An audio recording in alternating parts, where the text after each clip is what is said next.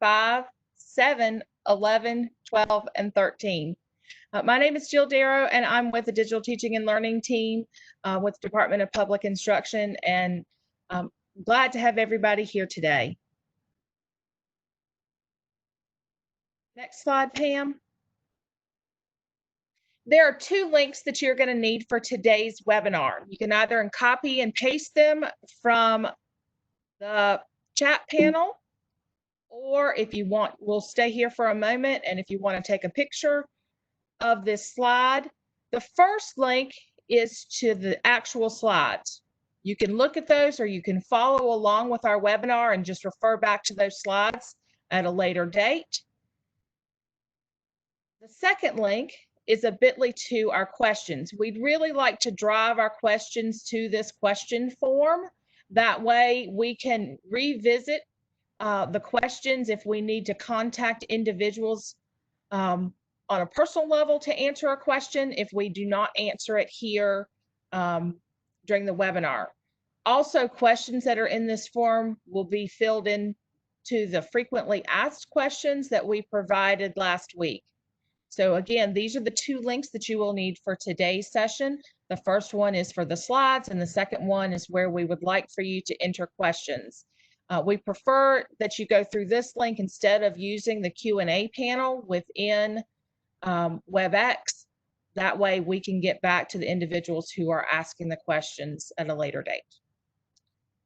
All right, next slide, Pam. Today's leadership team that we have with us today for this webinar, we have Dr. Vanessa Wren, who is the Director of Digital Teaching and Learning. We also have Dr. Cynthia Martin, who is the Director of District and Regional Support. We also have Jessica Swinsky, who is the District and Regional Support Case Manager for the Sandhills region. And we have Dr. Tom Tomerlin, who's the Director of District Human Capital. So they're going to be sharing their expertise and guidance around several of the components. In addition, we have our field-based contacts that are going to give you examples of what they've been doing in their districts. So we have Karen Banks from Yancey County, Amber Godfrey from Elizabeth City Pasquotank Public Schools, Melanie Honeycutt from Burke County, Ashley McBride from Dare County Schools, and Michelle Turnage from Johnston County Schools. We'd like to thank our field-based contacts for their shared expertise for today's technical webinar. And we'd like to thank you for your hard work and dedication and support of all the districts and schools out there during COVID-19 pandemic. We appreciate all the work that you've been doing, and we know that this is a large task with the remote instruction plan, and we are here to support you today and the reopening of schools. So we're going to start with component number 1, and I'm going to turn it over. Oh, I apologize. Just a real quick and brief overview. So all public school units will have to submit a remote instruction plan, which has 15 components or parts. And this has to be completed by June 20th, 2020. This plan that we have shared with you and template is very open. It is just a framework for you all to develop quality remote instruction learning. And this is all based on Senate Bill 704 and State Board of Education SPLN 006. And without further ado, we're going to move on to component number 1, and I'm going to turn it over to Jessica Swinsky. Jessica, take us away. Thank you very much. Good afternoon, everyone. I do think that it's really important that we do start with communication, because it really is the foundation that will either make or break a district and a school's ability to really make connections with families and the stakeholders in your community. So it is only fitting that number 1 would be resulting in consulting with teachers, administrators, instructional support staff, parents, students, and community partners, and other stakeholders in developing the plan and effectively communicating that plan to all involved parties. So we know that truly one of the fastest ways to win or lose the trust of stakeholders is measured by the effectiveness of a district's or a school's communication system. Developing and sharing a system and a clear process will only help you and school leaders thoughtfully and proactively design systems and processes that can be easily deployed when you need them. So when we consider the impact of communication efforts, it's important to remember that communication is really only deemed effective when important information is delivered, received, and as a result, everybody ends up having a common understanding. So I wanted to hit on a few important factors today to consider as you develop a comprehensive and effective communication strategy. The first is that you need to identify your stakeholders. Thinking about your stakeholders and who you are actually communicating information with is critical. The first important step in meaningful engagement is to think about, is every voice represented? If yes, then that's great. But if you're developing a plan and not all voices are there, it's going to make it even more difficult for buy-in and ultimately for the success of your remote instruction plan. So if you can't think of all your stakeholder groups and think about who those people are in your communities that you're connecting with, this is a great opportunity to expand those engagement efforts. Once you've identified your stakeholders, the next step, in my opinion, would be to examine your structures. Once you know that you're talking to the right people, helping to understand how it is best for them to share and receive information back and forth is an important thing to do. So when you think about, do you have active district level advisory boards, school-based PTAs or PTOs? Do you have teacher and student advisory councils, community councils? Do you have grandparent groups that work? How would these groups typically share and receive information from your district or school? Do they understand how they should be receiving information? Details about when and how these groups come together. Do you know that? Do you know when they're meeting? And would you know how to access them? If you wanted to distribute a survey in your district, for example, what would be the best mechanism that you could use to connect with all of these groups? Engagement structures really do matter. And speaking of a particular process or group, think about your internal communication. What are your internal communication processes? And think about, for every school system employee that you have an automatic ambassador. In the world of communications, this is my favorite thing to talk about because internal communication matters. If there is something that's important and pertinent for your community to know, your staff need to know it first. Email is typically a go-to strategy that we use, but email for our internal stakeholders is only as good as them opening that information and reading it. So if email is going to be your strategy for communication with your internal stakeholders, then it should be developed as an expectation that they're held accountable to some extent for what is in that. Helping your internal stakeholders understand that they have an important part of the believability and the trustworthiness of your system matters. What we know about internal stakeholders is that if the superintendent says it or if a board member says it is one thing, but when a teacher actually says it, then all of a sudden it becomes believable. So helping everyone understand and have access to that information is critical. I cannot stress enough how important it is that you prepare your internal stakeholders with the information you want to share. Another thing to think about or a strategy is key communicators. Key communicators are those people in your communities who have the ear of other people.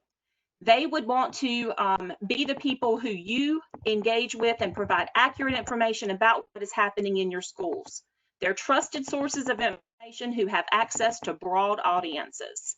They should be recruited as a key communicator and made fully aware of how important their role is. Another thing to think about is to communicate how you will communicate. Different districts have different mechanisms of how they reach communities. Some districts are Facebook heavy users. Some groups are Twitter users. Some people use the website. But it is absolutely critical that when you develop your plan, you routinely communicate how families and stakeholders will know where, when, and how to find that information. Doing this reduces their frustration and builds confidence. You will maintain that confidence if you keep your content fresh and updated. You will want to make sure that you develop a process and identify individuals in the field who you trust to give you feedback on if your information is relevant and up to date. This could be a great job for a key communicator. Making sure that our content stays relevant and stays updated, again, is one of the best ways that we maintain the trust of our community. You want to consult with your district's communication coordinator or public information officer to explore other ways to communicate with your different groups. And then lastly, you will want to seek and apply the feedback that you receive. Have you asked how the remote learning plan went for your district this spring? Has there been any surveying? If you do ask for feedback, it will help you to understand what worked, what to tweak, and what to abandon. When you're seeking input from the field or feedback, keep it simple. You might want to use the same questions with each stakeholder group so that you can truly compare different opinions across an easy cross-reference. Focus groups are another great strategy, and even though we're in a more virtual world right now, you can still engage focus groups and ask specific questions. As a rule, it really does matter and how you define how the feedback will be used to avoid any unnecessary conflict. If you are simply asking for feedback in an advisory capacity rather than for a democratic process, just state that. Also, once you've gathered feedback, it is important for transparency to acknowledge the information that was received and what, if any, action will result. So these are some strategies that I particularly would incorporate as I'm thinking about developing this remote instruction plan and how to best get it out there to make sure that the communication, again, is two-way and that at the end of the communication process, everyone has the same understanding. Thank you, Jessica. We'll now move on to component number 2. Component number 2 is multifaceted. There's a training aspect for teachers and staff, but there's also the aspect of having to identify the instructional resources, whether they be online, offline, or your learning management system that's available to all the students in an entire grade level. For that second portion of this component, each public school unit will need to download and complete a spreadsheet that has 3 worksheets. One worksheet is for online instructional resources, one is for offline instructional resources, and one is for learning management systems that are utilized. For the spreadsheet that has your online instructional resources, we have preloaded that spreadsheet with several resources that could be used within a district across a grade level. If by chance some of those resources are not used, just delete that row. If you have additional resources, just add them below in the blank rows. And make sure that these are also shared with your teachers across that grade level within your district.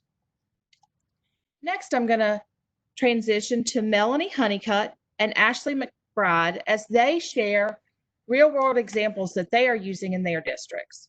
Melanie? Thank you. So I want to share what we decided to do in Burke County. We started with a basic course, just a course to start exposing teachers to what remote learning would actually look like. We discussed things about LMSs. We talked about how to make your lessons engaging, how to do asynchronous and synchronous, what kind of office hours you might need, how to meet parents where they're at, as far as being available at multiple times during the day. All of our teachers went through this course. It was developed on Canvas. It was about a 20-hour course, and it went through everything from Zoom, Google Meet, to G Suites, to Loom, to all the different things and tools that we're using. And at the close of that, teachers were asked to present or to develop a digital learning plan for themselves. It included what type of online teaching platform they were going to use. In our district, K2 is Seesaw with a little Google Classroom in 2nd grade. And then 3rd through 5th is Google Classroom, and then 6th through 12 is Canvas. We also asked them what features they liked about the particular online learning plan that they had looked at. We asked them about virtual meeting spaces, how they were going to communicate, how they were going to support differentiation, classroom grading, how they were going to do it, what they needed, and how we can support them moving forward.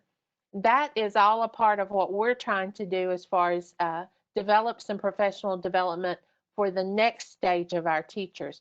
We also did Remote Learning 101, which is a Matt Miller course, which is listed on some of the documentation from DPI.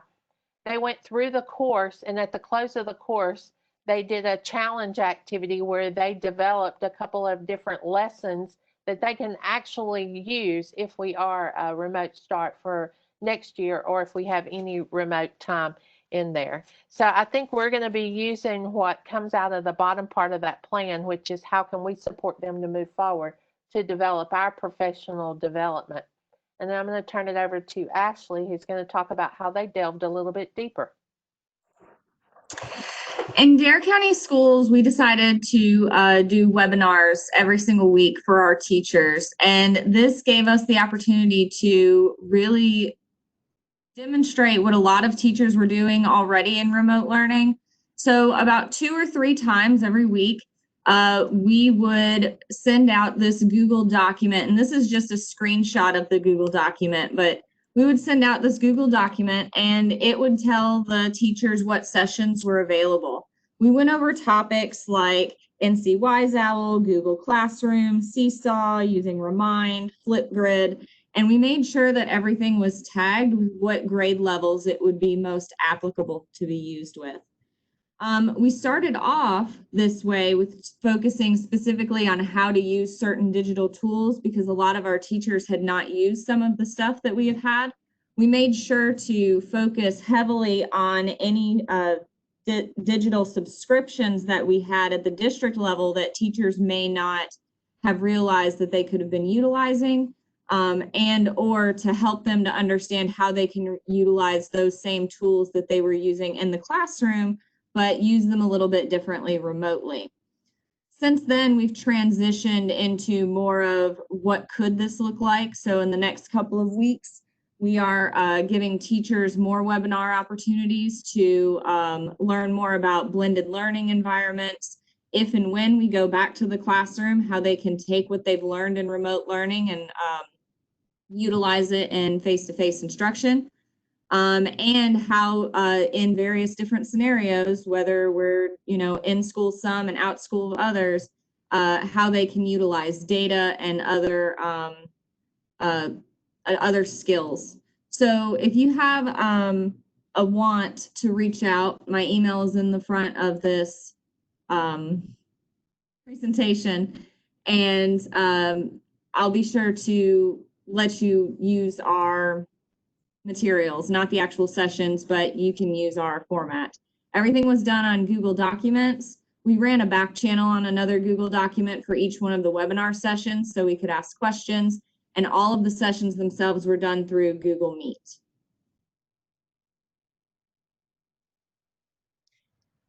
Thank you, Melanie and Ashley. Just a couple quick questions coming in. Melanie, is your course or courses, are they in the Canvas Commons? Yes, they are. The Matt Miller one is actually Matt Miller's, but our online teaching one is in the Canvas Commons. And then one other question about the wording of this component for the online, offline, and learning management system. Available to all the students in a grade level across all the schools in your district. That is the smallest unit of measurement. So if just one grade level at one school is using a resource, but that same grade level at other schools are not using that resource, then that does not need to be listed. It needs to be across and available to all students in that grade level across your entire public school unit. All right, we are going to move on to component number 3, and Dr. Tom Tomberlin is going to share for this component. Good afternoon, everyone. So as part of the of your remote instruction plan, you obviously need to develop responsibilities and roles for all your staff during these remote instructional days. And this would include your teacher work days, teacher accessibility, and the roles and responsibility of non-certified staff in their work days. One thing that one piece of advice that we're giving to districts is that under these remote instructional plans, that you do have the ability to make temporary job reassignments in a way that best supports your students and your faculty in the remote instructional workspace. So in other words, somebody who's traditionally I don't know, a TA may be repurposed to do something different on those remote instructional days, and the LEAs have the authority to make those adjustments as they see fit. The other thing that needs to be carefully considered in all this is, so during the school closure period, I think we should draw some real distinctions between the school closure period and these remote instructional days. In the school closure period, I know a lot of districts had to put folks on emergency leave because they just didn't have meaningful work for them. But your plans, we encourage you to have your plans to have meaningful roles and responsibilities for all employees, because emergency leave will not be an option during for these remote instructional days. And so you think about what that means for your staff. What is the length of the instructional day? So districts have flexibility in defining what the length of the instructional day is, and that should be consistently maintained across all employee groups. So if your day is going to be truncated to 5 hours on a remote instructional day, that should be true for all the employees that are working on that instructional day. How will you manage your teacher work days? There's some language in the legislation that indicates that, you know, teachers, even if school students are in session, teachers, if they've prepared their digital their digital resources in advance of that and have got a plan for their students, that they could take an annual leave day on those days. Well, districts need to think about what that looks like, what those procedures and processes are for approving those leave days. Who will the students contact if they have trouble? Is there a backup for the teacher that's going to be on leave, and how far in advance do you need to know that a teacher is going to take leave on one of those remote instructional days? You could also think about your administrators and what they might need to be doing during this time. As you know from this past year, our evaluation system's not set up to support virtual instruction, but that doesn't mean that administrators can't visit online classrooms, give feedback, and ensure that all the standards of the district are being upheld in the virtual learning environments. And so think about how your administrators can support high quality remote instruction during those days. Likewise with your instructional support personnel, what will their roles be? Can guidance counselors hold if they have groups with their students, can those groups be conducted virtually and maintain privacy for all the students? Can other instructional support folks like curriculum facilitators, lead teachers, if you have those, can they also assist with the high quality instruction that will be going on during your remote instructional days? And of course, your teachers, what are their, and specifically we're thinking about teachers who may be in subjects that don't lend themselves to remote instruction. So let's think about the band teacher. What would the band teacher be doing? Or the art teacher, if they haven't developed a remote instruction plan, or the district doesn't feel like it has the resources to do that, how can those teachers have different assignments on those remote instructional days that help support the general ed courses that are being taught by teachers?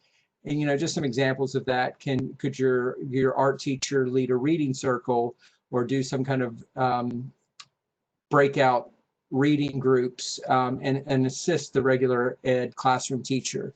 I think the thing that we need to remember here is that during these remote instructional work days, all employees need to have meaningful assignments that support the education of the students and or the functioning of the district. And I think the next slide is just the it's just the guidance from for that component that's all listed there. Our department, recruitment and educator recruitment and support, or human capital, either one you want to call it, can certainly assist with districts and how they're thinking about using roles and whether those differential assignments are in line with HR practices and State Board of Education employment policies.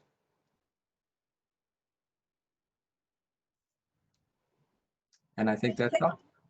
Thank you, Tom. Yep. Right now, we don't have any questions about component 3, but we'll make sure to share those if we get any. Sure. For component 4, I'd like to turn it over to Dr. Vanessa Wren and Amber Godfrey. Good afternoon, everyone. Component 4 is one that we have all been navigating these last 12 weeks. And this is the component that asks us to survey student and teacher home connectivity, and then be able to provide opportunities for students and teachers that have limited connectivity.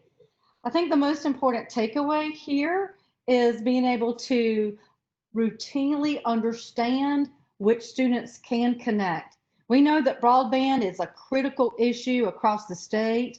There are many places where we cannot connect our students. So our main takeaway here is how can we provide some parallel, equitable offline options for students who cannot connect and do their work online. So those are some of the focus areas that you need to be thinking about here. And another thing that we've learned from the past few weeks is students have a hard time articulating exactly what type of internet access that they have.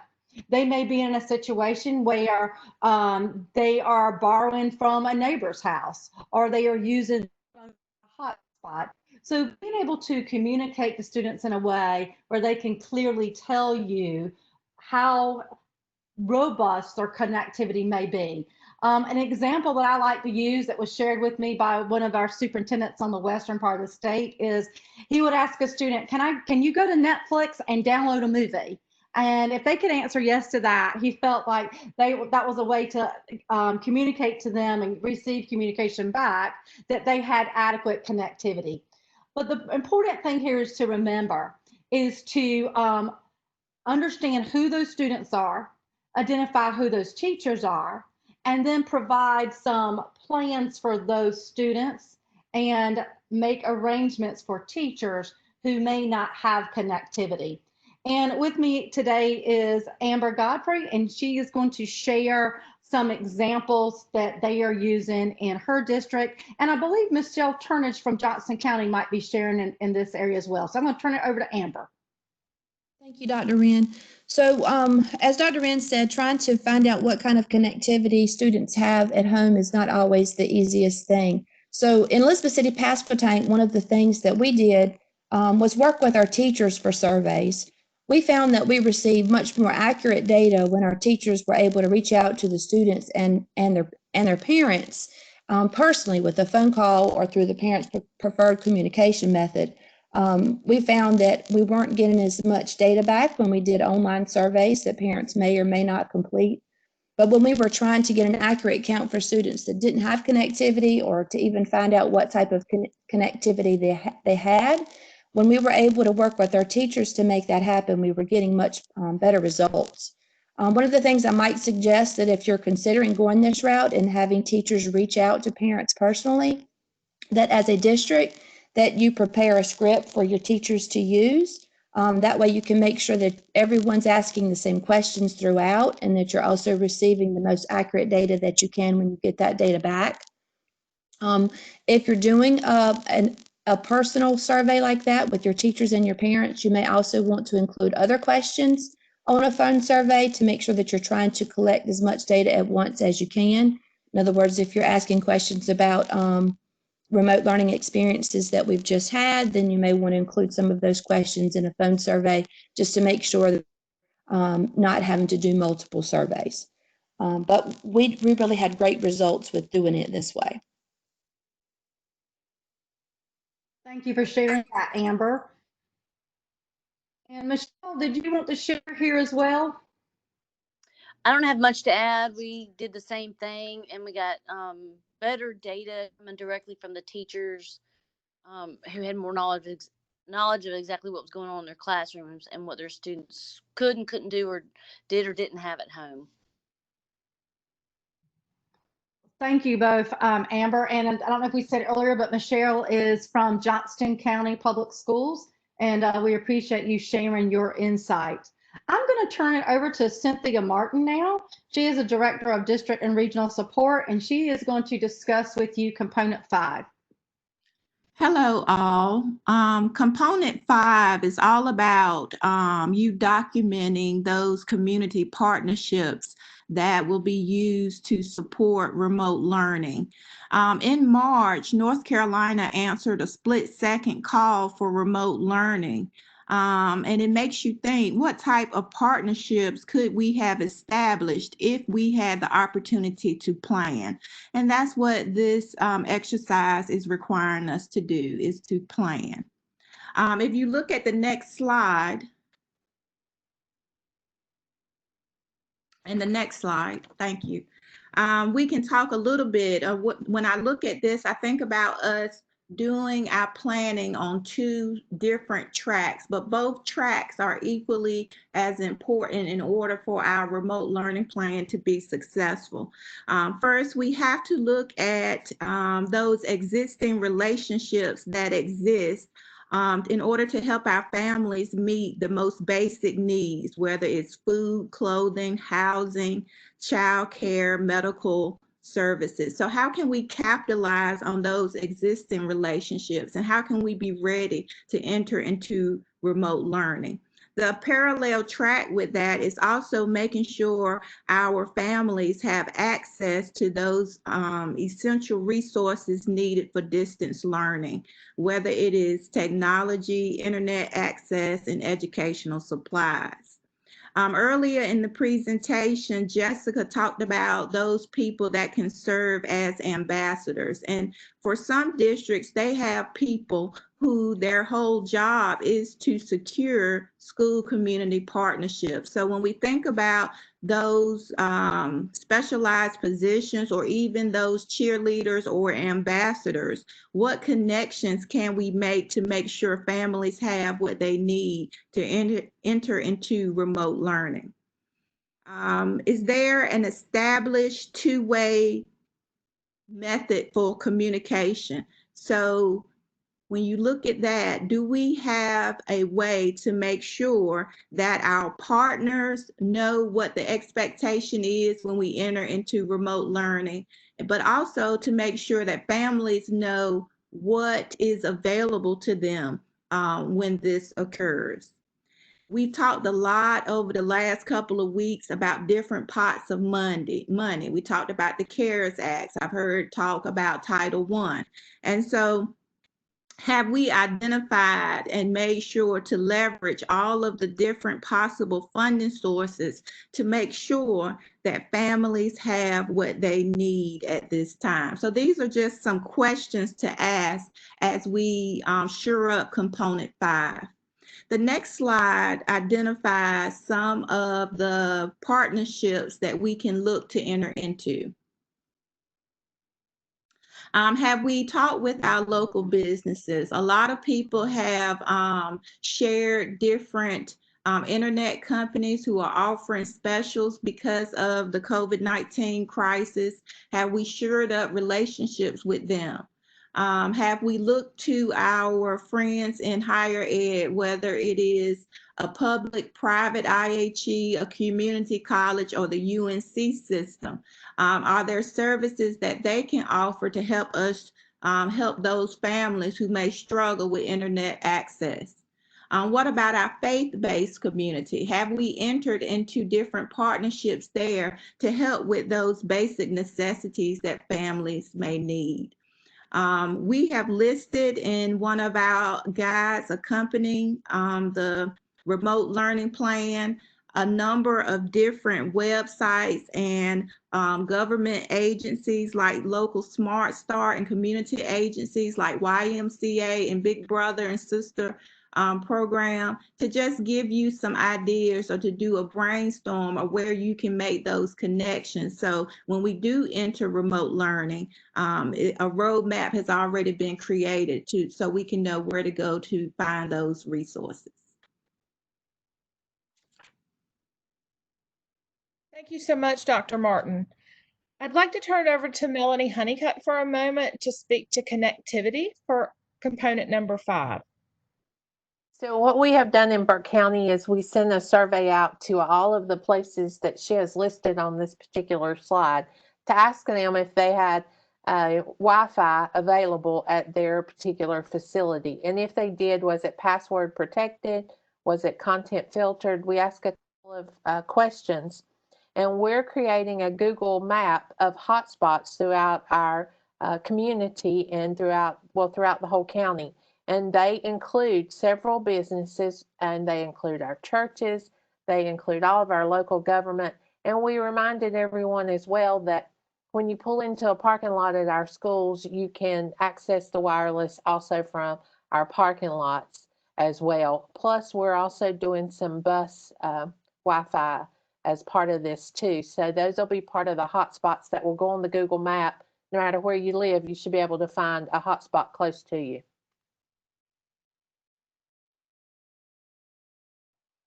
Thank you, Melanie.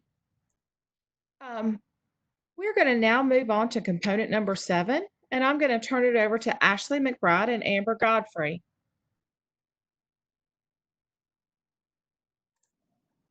So for component number 7, what Dare County Schools did is we had a couple of instances where students weren't used to using certain applications.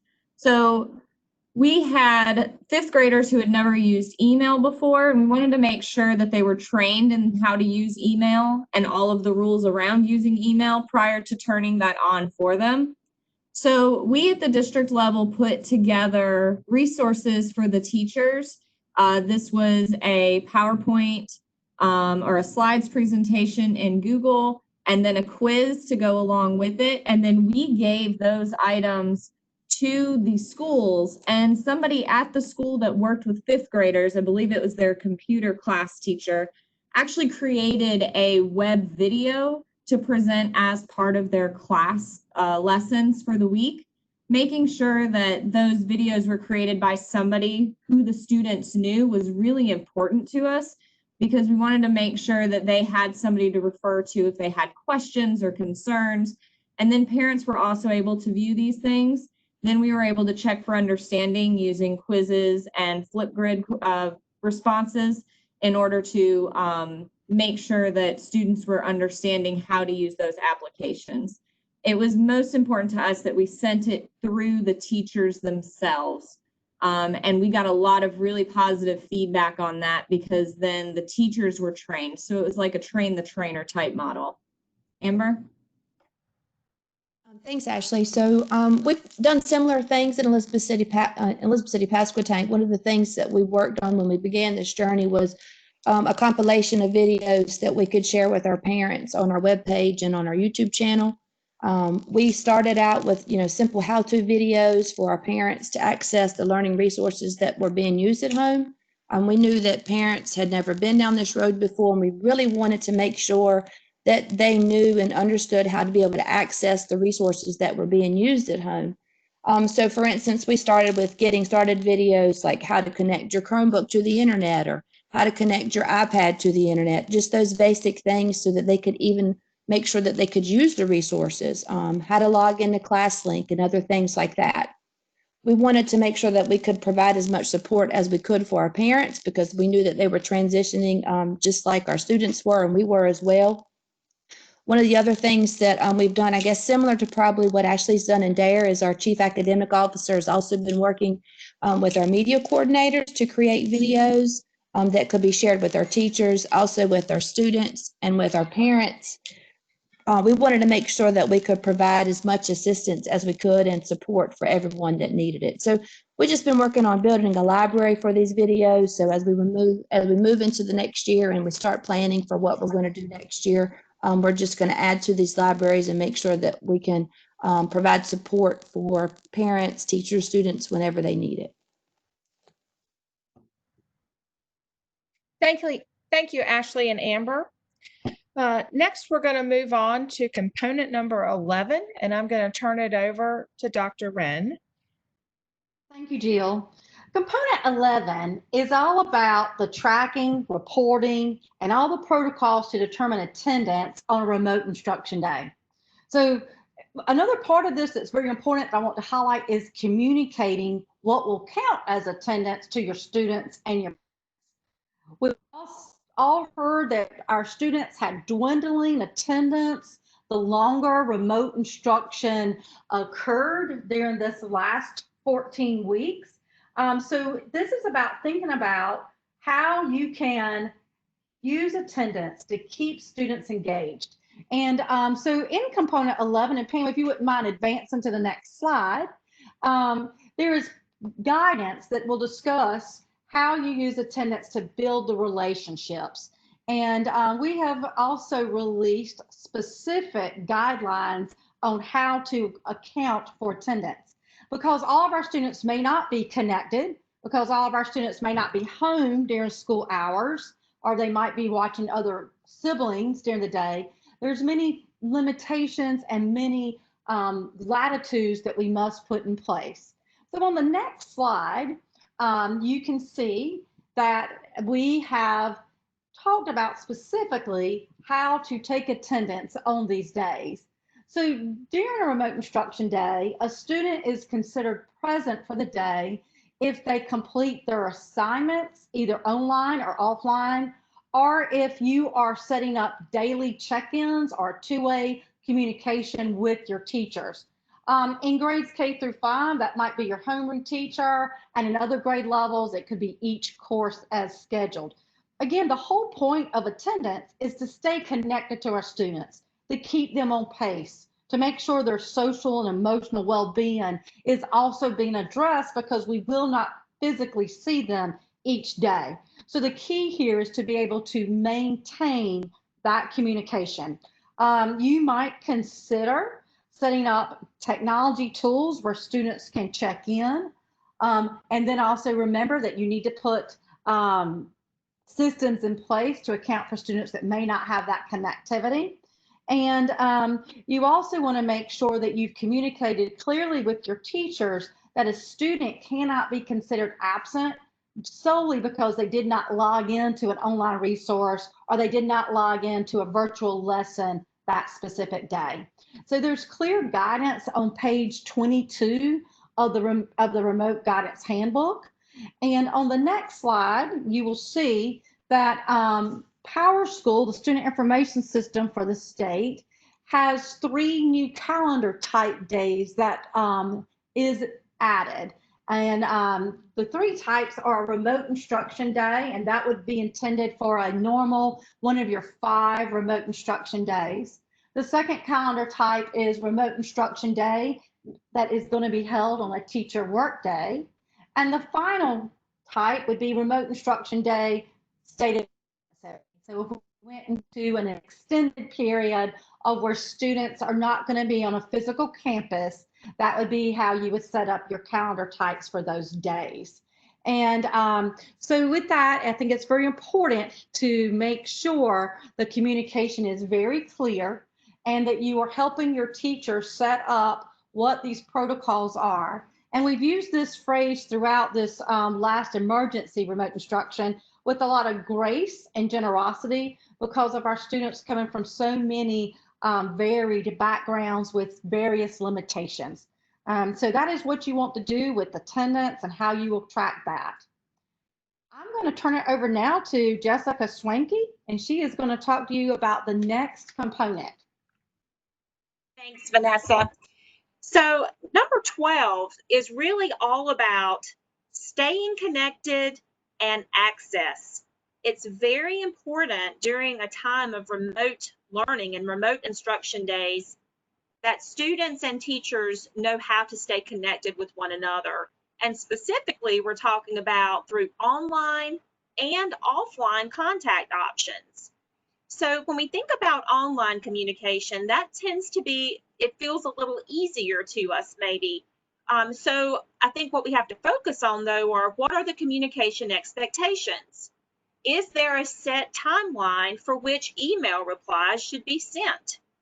Do teachers and staff have virtual office hours? What is the process for posting assignments? Is there a standard day or practice that is going to be utilized either at the district level or will that be determined at the individual school level? Offline communications also critically important for families who may have connectivity issues. So questions related to that would be who might be available for offline communication? How would that look? Is it a call center? Is there some type of phone access provided? And possibly even a team approach for designated contacts. So what happens if someone's off or maybe themselves or, maybe find themselves sick or need to be away? So we know that there are lots of tools out there. A couple I wanted just to lift up that districts might already be using in the communication, that two-way communication, which is stressed here. I know that districts use sometimes Remind as well as Class Dojo. I think that sometimes what we have to remember is that that has to be opened up to be two-way. And how are we making sure that families do have that understanding? Like, how have we told families, going back to the earlier conversation, communicate how you plan to communicate? Because sometimes just hurdling that barrier with families will open up and understand that we really have a desire to make this a two-way street. Again, number 12 is all about access and making sure that in these times of remote instruction that we find ways to stay connected and make those connections as easy as possible to understand for our families. Thanks. Thank you, Jessica. Next, we're going to move on to component number 13. And component number 13 discusses providing support for technology for students who are having technical difficulties. Melanie Honeycutt and Michelle Turnage are going to share their expertise here. So in Burke County, what we're going to do is we're going to have a help desk line that will be open and late into the evening hours for parents in our area. We have a lot of parents that work second and third shift. So we will have a help desk manned pretty much from 7 o'clock in the morning till 11 o'clock at night. My engineers are going to take turns along with my instructional staff. They will help in answering any questions that parents may have about connecting or submitting assignments, anything that they can help with. We're going to make that line available. And we also have a help desk where our students can actually log into the help desk and submit a request via that as well. So we're going to have the phone line and the online help desk here in Burke County. Hey, this is Michelle Turner, Johnson County Public Schools. We're setting up more tiers. First line of defense would be teacher support. Most of the calls we got over COVID were logging in, and once they logged in, navigation and other issues like that. So hopefully the teacher can address their issues or get them where they need to be. If it goes beyond the teacher, there'll be a site-based support, whether it's media or CTA, and at that point, a tech contact. At that point, if they can't get it resolved, we want them to swap the device out and submit a ticket for us to work on the device. And, beyond that, also we'll have online support where we can call or chat with parents and try to resolve issues that go beyond what the school staff can do. We do hope to get some online IT requests set up directly for school sites just so they get a little bit quicker support. And again, our goal is to get consistency across the schools for processes. We hope to have some demo videos and other things like that. And again, our goal is to, as we've addressed earlier, is the assumption that there's prep and front loading, and the students are familiar with the environment and have practiced these things. So true issues that come up are more technical than user.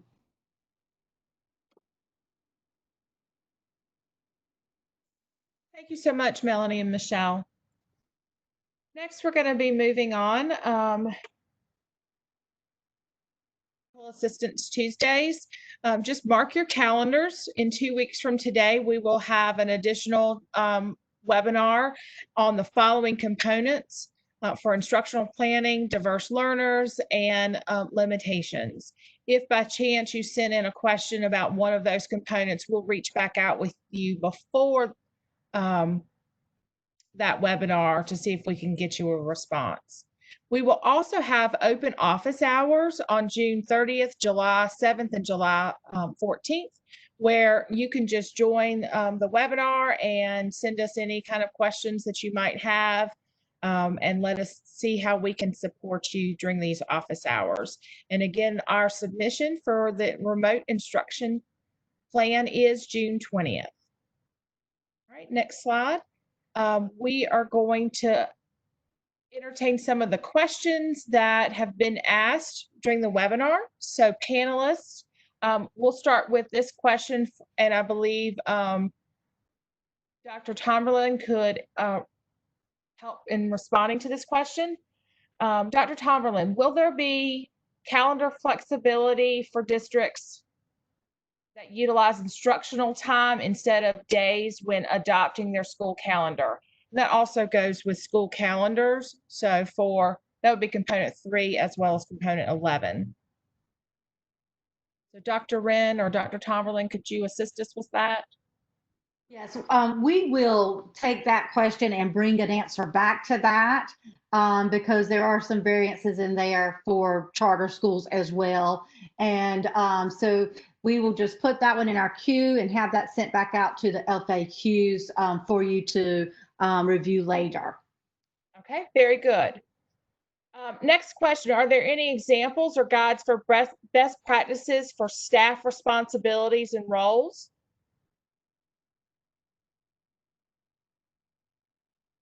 Do we have any best practices for those roles?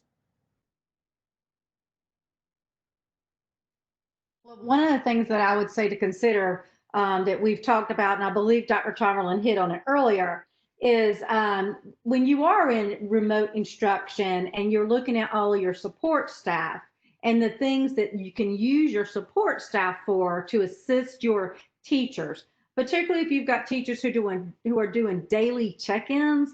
If it's a teacher that might have a course load of 90 students, offering supports for those teachers as they check in with students is very helpful. I would also add that administrators, assistant principals, and other instructional staff being able to join teachers in online instruction to offer some guidance and supports for them is often helpful, particularly when teachers are not accustomed to teaching online, to have that extra support there for them. So those are some of the things that we've looked at with administrators and instructional support staff. One of the things that Tom touched on earlier was with your guidance counselors being able to stay connected with students either through one-on-one or group settings is another area.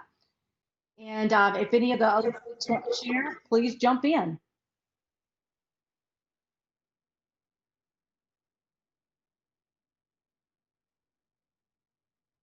All right, we will move on to the next question. There's a question about, is there an exemplar plan that we can share? We do not have any exemplar plans. We haven't had any plans submitted yet. And we do have the guidance document. I'm going to drop in the chat for you all a link to our remote learning website. And there is a page within the remote learning website for the instructional remote instruction plan, and it has an embedded document with links that were sent out last week to each district's designee. So you should be able to find the guidance document within that webpage.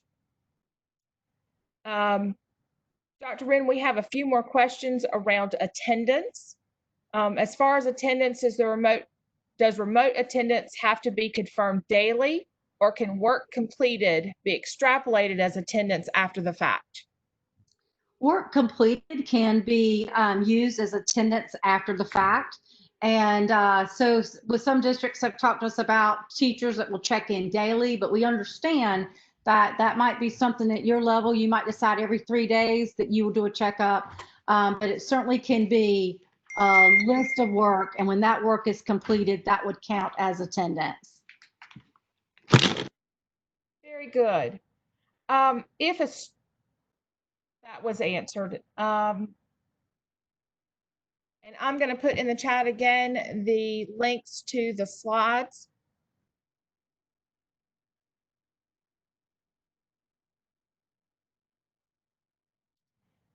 And I think the rest of the questions we will address at the next webinar, or we will send out directly or link to our FAQs. All right, next slide.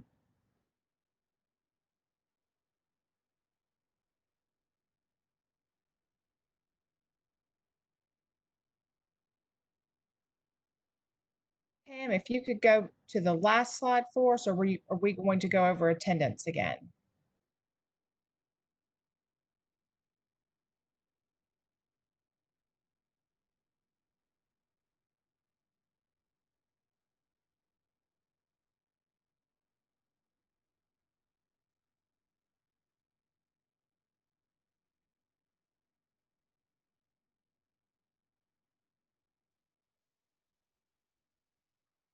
If you have further questions around the calendar types with attendance, please reach out to Dr. Rob Dietrich. He is working on that, and he is meeting with each of your student information system managers at your district level, and he will be providing them quick reference guides for each one of those as you look to set up those calendar types.